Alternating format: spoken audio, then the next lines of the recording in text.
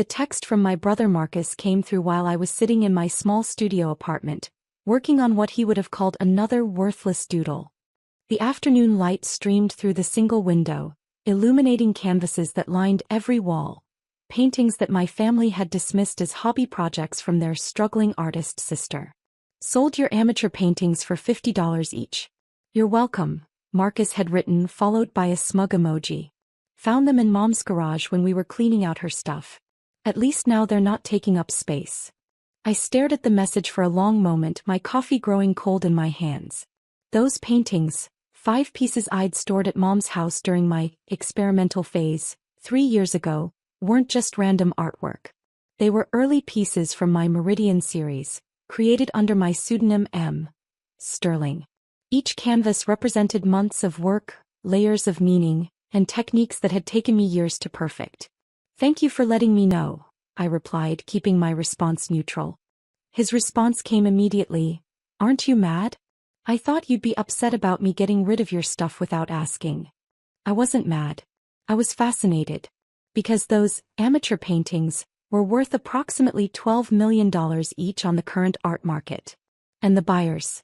Well, the buyers were actually my own art dealers, working under strict instructions to acquire any M. Sterling pieces that appeared on the secondary market. My phone rang. It was Marcus, probably expecting me to break down crying about my lost artwork. "Hey, Sophie," he said, his voice carrying that particular tone of forced sympathy he used when he thought he was delivering bad news. "Look, I know you're probably upset about the paintings, but honestly $50 each was pretty good for amateur work. The guy at the estate sale said most people were offering 20. "Estate sale?" I asked, genuinely curious about how this had unfolded. "Yeah, you know how Mom had all that junk in her garage. Dad and I decided to just clear everything out and sell it. There were boxes of your old art supplies, some canvases, and those 5 paintings you left there. I figured they were just taking up space and Dad needed the money from the sale anyway." Dad needed the money. That was rich.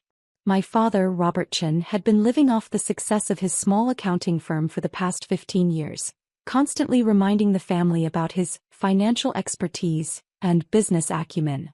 He'd spent years lecturing me about the impracticality of art as a career, suggesting I pursue something stable, like accounting or business management. "Who bought them?" I asked. "Some art dealer from the city. Really nice guy actually. He said he specialized in emerging artists and thought the paintings showed potential." His words, not mine. "He even left his card in case you wanted to connect with him about your future work." I almost laughed. The art dealer was undoubtedly Harrison Mitchell from Mitchell & Associates, one of the most prestigious galleries in the country. Harrison had been representing my work under the M. Sterling pseudonym for the past 4 years, helping me build a reputation in the contemporary art world while I maintain my cover as the family's struggling artist. "That was thoughtful of him," I said. "Yeah, and Sophie? Don't take this the wrong way, but maybe this is a sign that you should consider a more practical career path. I mean, if a professional art dealer thinks $50 is fair for your work, maybe it's time to be realistic about your prospects." Marcus had always been the golden child. The successful one with the MBA, the management position at a mid-level marketing firm, the suburban house with the 2-car garage. He'd married his college girlfriend, Jessica, and they'd produced 2 perfectly average children who attended private school and played soccer on weekends. He'd also been slowly going broke for the past 18 months, though he'd never admit it to the family. His marketing firm had lost 3 major clients, his mortgage was underwater, and Jessica's spending habits had pushed their credit card debt well into 6 figures. But Marcus maintained the facade of success just like the rest of my family. "I appreciate the advice," I said, meaning it more than he could possibly understand. "Also, Dad wanted me to ask if you needed money for rent this month. I know things have been tight for you and we don't want you to end up homeless or anything." The concern in his voice was genuine, which made it both touching and infuriating. They saw my small apartment, my second-hand furniture, my modest lifestyle, and assumed I was barely surviving.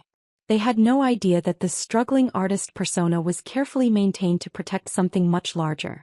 "I should be okay," I said. "But thank you for thinking of me." After ending the call, I walked to my computer and pulled up the secure portal that connected me to my real life, the one my family knew nothing about. Sterling's latest exhibition at the Whitmore Gallery had sold out within 3 hours of opening, with individual pieces selling for between $8 and $15 million. The art world had been buzzing about the mysterious artist who refused all interviews and public appearances, creating a mystique that only drove prices higher. My phone buzzed with a text from Harrison. Acquired 5 early Meridian pieces at estate sale. Family had no idea of value. All 5 now secured in climate-controlled storage. Shall we discuss authentication and potential exhibition inclusion? I smiled and typed back. Family thinks they sold them for $50 each to help with garage sale. Let's keep it that way for now. Harrison's response was immediate. Understood. Your secret is safe. These pieces could anchor the retrospective we discussed. The retrospective. Harrison had been pushing me to consider a major solo exhibition that would cement M. Sterling's place in contemporary art history. We were talking about a career-defining show that could push individual piece values above $20 million. But a retrospective would require more public attention, more scrutiny, and potentially more risk of my identity being discovered. My family's ignorance had become my greatest protection. They dismissed my work so completely that they never bothered to research contemporary art trends, never noticed that M. Sterling's pieces bore striking similarities to the amateur doodles I created in my spare time, never connected the dots between my artistic techniques and the work that was revolutionizing galleries across the country. The next day I decided to visit Dad. He lived in the same suburban house where I'd grown up, surrounded by the relics of middle-class achievement, family photos documenting graduations and promotions, awards from local business organizations, furniture that had been expensive 20 years ago but now looked dated and worn. Sophie, Dad said, opening the door with the forced enthusiasm he reserved for visits from his troubled youngest daughter. Marcus said he talked to you about the garage sale. I hope you're not upset about the paintings. Not at all, I said, settling into the same couch where I'd once announced my intention to study art in college, a declaration that had prompted a 2-hour lecture about financial responsibility and career prospects. Good. Marcus was worried you might be hurt that we didn't ask first, but honestly, Sophie, those paintings were just taking up space. And $50 each was more than I expected, given. He trailed off, probably realizing that finishing the sentence would require him to articulate exactly what he thought of my artistic abilities. Given that they were amateur work? I supplied helpfully. Dad had the grace to look slightly embarrassed. Well, I just meant that the art market is incredibly competitive. Even talented artists struggle to make a living. I've always worried about your financial stability. I understand, I said. And I appreciate that you and Marcus were looking out for me. Actually, that's something I wanted to discuss with you. This garage sale made me realize how precarious your situation might be. Marcus and I have been talking and we think it might be time for you to consider a career change. Here it came. The intervention I'd been expecting for years. I've spoken to some clients who run businesses in the area. There are opportunities in administrative work, customer service, even entry-level accounting if you're willing to learn. You're still young enough to start over in a practical field. Dad pulled out a folder filled with printouts, job listings, career guides, articles about adults transitioning to new professions. He'd clearly spent considerable time preparing this presentation. I know it's not what you dreamed of, he continued, but dreams don't pay rent. And frankly, Sophie, the art world is brutal. If you're only getting $50 for paintings that took you months to create, the math just doesn't work. I looked at the job listings spread across the coffee table. Customer service representative, $32,000 annually. Administrative assistant, $28,000 with benefits. Entry-level bookkeeper, $35,000 to start. My last painting had sold for $14.2 million. These look like good opportunities, I said, genuinely appreciating the effort he'd put into researching options. Can I think about it? Of course. But Sophie, don't wait too long. The longer you stay in this artistic fantasy, the harder it becomes to transition to the real world. The real world. If only he knew that I was currently negotiating with 3 different museums for permanent installations, that my work was being studied in graduate-level art theory courses, that collectors from 12 countries had pieces on waiting lists. After leaving Dad's house, I drove to my real studio. Not the small apartment where I maintain my cover, but a 5,000 square foot warehouse space in the industrial district. The building looked unremarkable from the outside, just another converted factory among dozens of similar structures. But inside, it was a cathedral of creativity. Natural light flooded in through massive skylights, illuminating canvases that stretched 12 feet in height. Professional-grade easels held works in progress, each piece representing months of conceptual development and technical execution. The air smelled of oil paint and possibility. This was where Sterling really lived. I pulled out my phone and called Harrison. "I've been thinking about your retrospective proposal," I said, running my hand along the edge of a canvas that would likely sell for $20 million when completed. "And my family just sold 5 of my early pieces for $50 each. They have no idea what they're actually worth. If I do this retrospective, if Sterling steps into the full spotlight, there's a chance they'll eventually make the connection." Harrison was quiet for a moment. "Are you concerned about their reaction?" "I'm concerned about losing the protection that their ignorance provides. Right now they're so convinced of my failure that they don't look closely at anything I do. That invisibility has been invaluable. But it's also limiting your growth as an artist and your impact on the contemporary art world. Sterling's work deserves to be seen, studied, and celebrated. You're not just creating beautiful objects, you're advancing important conversations about identity, society, and the human experience." He was right, of course. My work under the Sterling pseudonym had tackled subjects that mattered: economic inequality, environmental destruction, the psychology of modern isolation. The paintings weren't just aesthetically successful, they were culturally significant. What if we structured the retrospective to maintain the mystery? I suggested. No artist appearances, no interviews, just the work itself. We could even play up the anonymous aspect, make it part of the artistic statement. "A phantom retrospective," Harrison mused. "Actually, that could be even more powerful.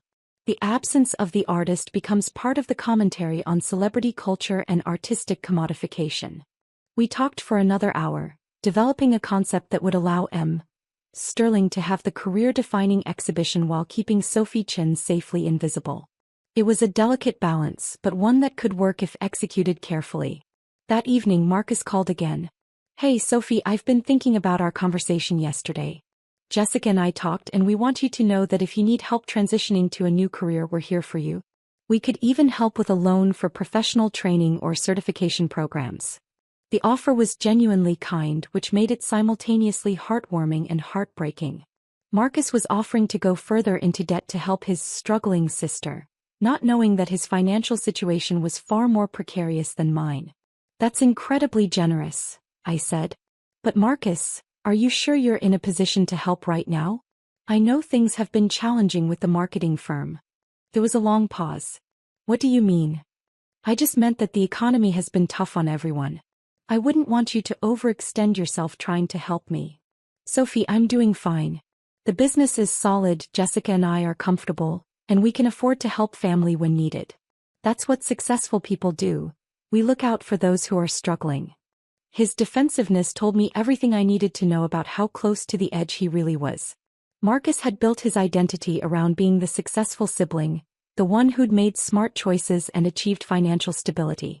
Admitting to problems would require dismantling that entire self-concept. "I appreciate that," I said. "But I think I'm going to be okay." "Sophie, listen to me. I know you don't want to give up on your dreams, but at some point you have to face reality. You're 32 years old, you're living in a tiny apartment, you're barely making ends meet, and now you've lost 5 paintings that represented months of work. This pattern can't continue indefinitely." 32 years old. In the art world, I was practically a prodigy. Most artists didn't achieve significant commercial success until their 40s or 50s, if ever.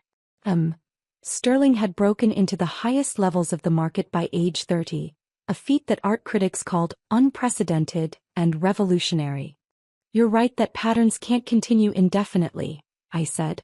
3 weeks later, the Whitmore Gallery announced the upcoming Sterling retrospective, Invisible Truths, 5 Years of Vision. The art world went into a frenzy. Collectors, critics, and museums began jockeying for access to the exhibition and the rare opportunity to acquire pieces from the mysterious artist's complete catalog. The announcement made international news.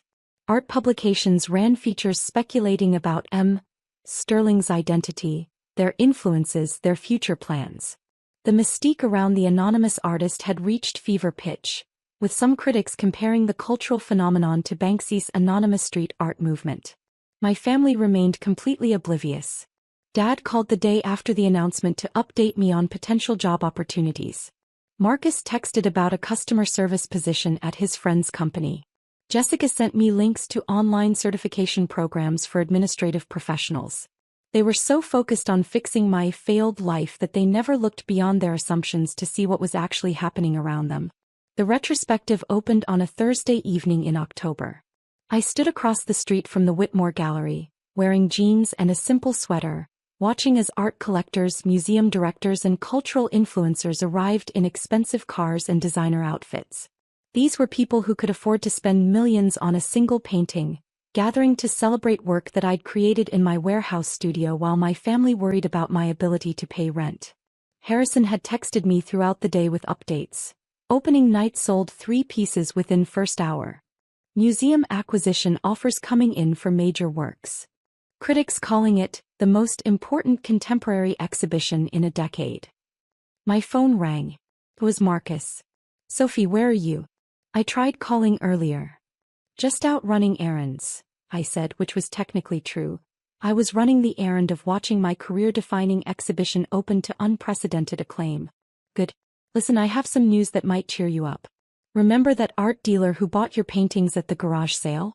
He called Dad today." My heart skipped. "Really?" "Yeah, apparently he's been doing some research and he thinks your work might have more potential than he initially realized. He wants to meet with you about representing some of your newer pieces." Harrison was playing his role perfectly. We discussed this approach. A gradual introduction that would allow me to start sharing more of my success with my family without revealing the full extent of the M. Sterling empire. He mentioned that the contemporary art market is really hot right now, Marcus continued, and that artists with your particular style are finding new audiences. He thinks you could maybe sell pieces for a few $100s each if you develop the right relationships. A few $100s. The painting that had just sold at the opening was purchased by the Getty Museum for $18.7 million. "That sounds promising," I said. "It is. Sophie, this could be the break you've been waiting for. If you could make even $500 per painting and do maybe 1 painting per month, that's $6,000 a year in extra income. Combined with a regular job, you could actually achieve some financial stability. $6,000 a year. Sterling's work had generated over $200 million in sales during the past 4 years. "I'll definitely follow up with him," I said. "You should. And Sophie? I'm proud of you for being open to new possibilities. I know it's hard to let go of big dreams, but sometimes scaling back our expectations is the first step toward real success." After ending the call, I walked into the gallery. The space was packed with people examining my work, discussing the technical mastery, the conceptual depth, the cultural significance. I moved through the crowd anonymously, listening to conversations about the mysterious M. Sterling and their revolutionary impact on contemporary art. "The brushwork in this piece is extraordinary," a woman was saying to her companion as they stood before one of my recent paintings. "Whoever M. Sterling is, they're working at a level that most artists never reach." "I heard the Tate Modern is negotiating for 3 pieces, another person mentioned. "This retrospective is going to cement M. Sterling's place in art history." Near the back of the gallery, I found the 5 paintings that Marcus had sold for $50 each. They were displayed with special lighting and detailed placards explaining their significance in M. Sterling's artistic development. A small crowd had gathered around them, with one collector explaining to his friends how these early works showed the seeds of the artistic vision that had revolutionized contemporary painting. "These 5 pieces alone are valued at approximately $60 million, the collector was saying. "They represent a crucial transitional period in M. Sterling's evolution as an artist." $60 million. Marcus thought he'd helped me by getting $50 each for them at a garage sale.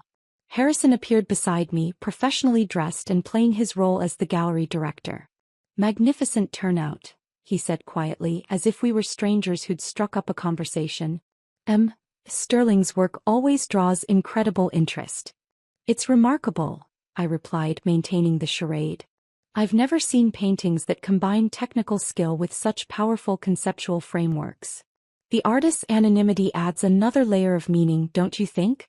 In a culture obsessed with celebrity, Sterling forces us to focus purely on the work itself. We chatted for a few more minutes, then Harrison moved on to other guests, leaving me alone with my secret and my success. My phone buzzed with a text from Dad.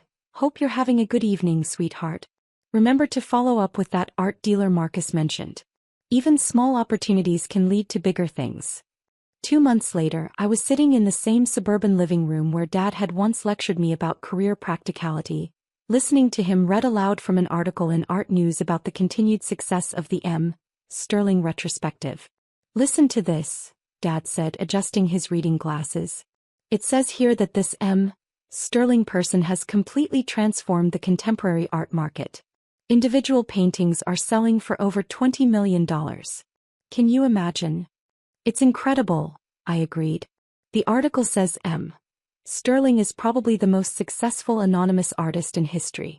No one knows who they are, but their work is hanging in major museums around the world."